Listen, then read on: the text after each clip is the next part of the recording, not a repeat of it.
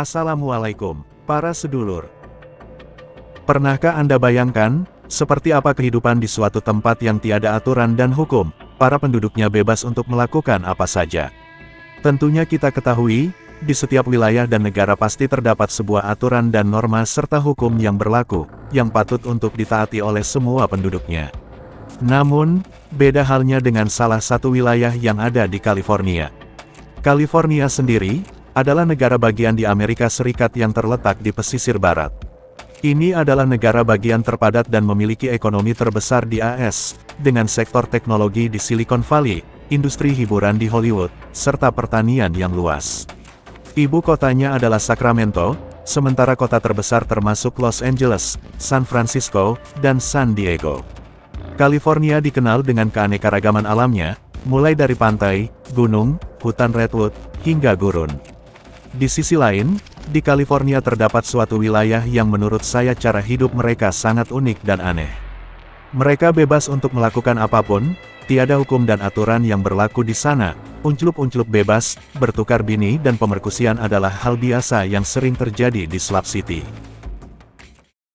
Sebuah kota kecil yang terletak di daerah selatan negara bagian California, Amerika Serikat, menarik perhatian banyak orang.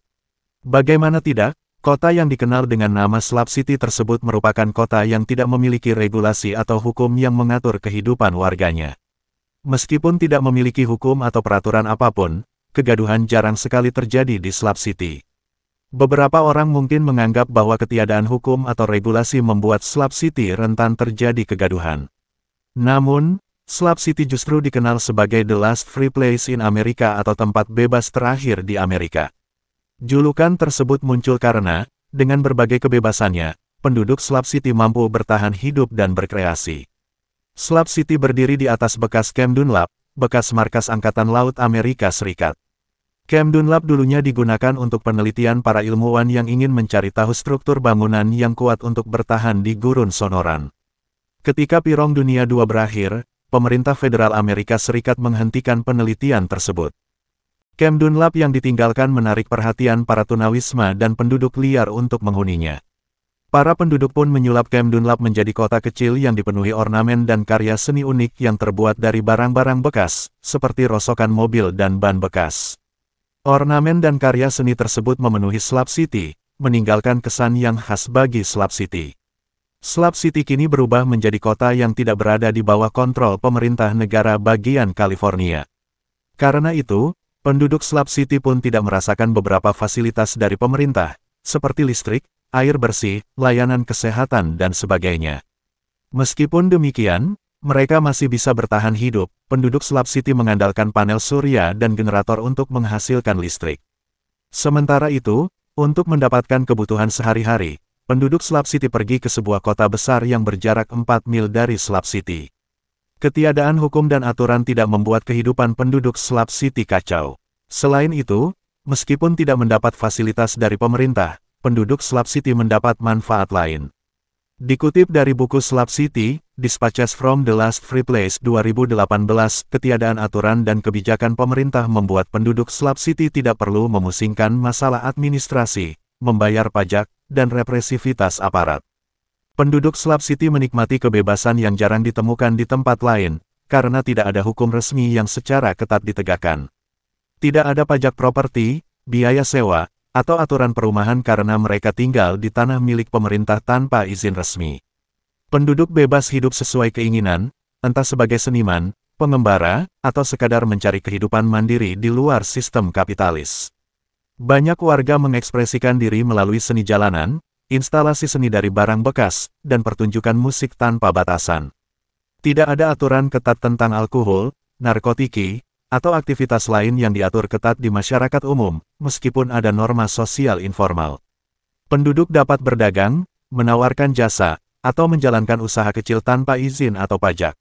Siapapun bisa datang dan mendirikan tempat tinggal sementara tanpa izin, selama bisa mempertahankannya dari orang lain. Meskipun bebas, warga Slab City juga harus menjaga diri sendiri karena tidak ada layanan kepolisian atau fasilitas publik. Di Slab City, kebebasan individu sangat dijunjung tinggi, termasuk dalam hal unclup-unclup bebas tanpa ikatan. Tidak ada aturan sosial ketat yang mengatur kehidupan pribadi, sehingga konsep unclup-unclup bebas bisa lebih terbuka dibandingkan dengan masyarakat konvensional. Namun, tingkat praktiknya sangat bervariasi tergantung pada individu dan kelompok yang tinggal di sana. Kurangnya regulasi sosial, tidak ada norma ketat tentang ikatan atau pernikahan, sehingga banyak orang menjalani gaya hidup yang lebih bebas. Komunitas alternatif, beberapa kelompok di Slab City lebih terbuka terhadap hubungan non-tradisional, termasuk pesta unclup-unclup dengan beberapa orang, yang sering terjadi satu kaum apem bisa dipakai ramai-ramai oleh banyak kaum lontong. Festival dan pertemuan sosial, acara musik dan pertemuan komunitas sering menjadi ajang sosialisasi yang bisa berujung pada kegiatan unclup-unclup dalam semalam. Risiko dan keamanan, meskipun ada kebebasan, lingkungan di Slab City tidak selalu aman, terutama bagi wanita atau pendatang baru. Pemerkosaan sering terjadi di area ini, bahkan salah satu reporter wanita muda yang berusaha meliput Slab City menjadi sasaran pemerkosaan secara massal, sehingga sang reporter wanita tersebut mengalami sobekan parah di bagian apemnya. Pernah juga terjadi pada salah satu pengunjung yang ingin berlibur bersama suaminya untuk menikmati bulan madu. Sang pengunjung disekop beberapa hari dan diperkusi oleh beberapa orang di sana. Yang mirisnya hal tersebut dilakukan di depan sang suami selama beberapa hari.